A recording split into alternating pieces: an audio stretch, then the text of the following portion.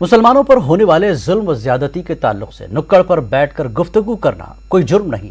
ये अहम तबसरा Bombay high court ने महाराष्ट्र के शहर परभनी से ममनुआ तंजीम दाइश के हम ख्याल होने और गैर कानूनी सरगर्मियों में मुलविस होने के इल्जामात के तहत गिरफ्तार मुस्लिम नौजवान इकबाल अहमद कबीर अहमद की जमानत अर्जदाश्त पर समाअत के दौरान किया। जस्टिस एस शिंदे ने अपने तबसरे में कहा कि इस तरह की गुफ्तगू करना कोई जुर्म नहीं। छोटे शहरों में लोग अक्सर नुक्कड़ पर बैठकर गली से दिल्ली तक की सियासत, डोनाल्ड ट्रंप से लेकर जो बाइडेन तक के बारे में गुफ्तगू करते हैं। छोटे शहरों में लोग अक्सर ऐसी गुफ्तगू करते रहते हैं, लिहाजा ऐसी गुफ्तगू करना कोई जुर्म नहीं है। बॉम्बे हाईकोर्ट की 2 रुकनी बेंच के जस्टिस एस शिंदे और जस्टिस JN जमदार के रूबरू मुलजिम इकबाल अहमद की जमानत अर्जदाश्त पर बहस करते हुए सीनियर एडवोकेट मेहर देसाई ने अदालत को बताया कि 5 साल का अरसा गुजर जाने के बावजूद अभी तक मुलजिम के मुकदमे की समाअत शुरू नहीं हुई है और चार्जशीट में ऐसा कहीं भी नहीं लिखा कि मुलजिम ने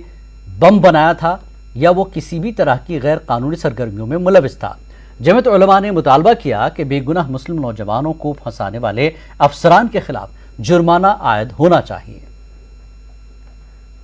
बनी दाइश केस के मुलजिम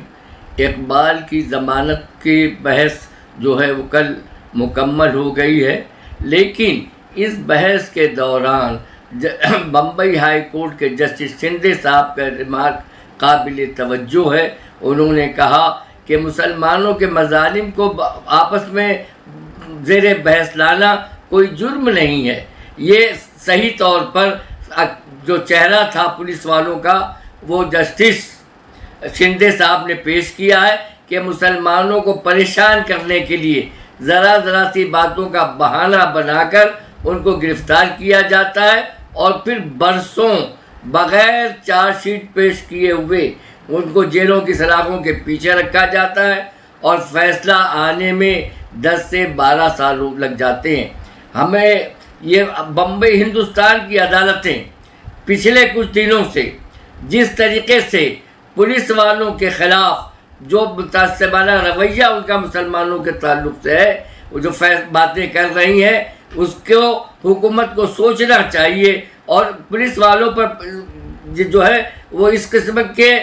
का कंट्रोल करना चाहिए कि वो इस मुल्क की सबसे बड़ी अक़लियत को जो है वो परेशान न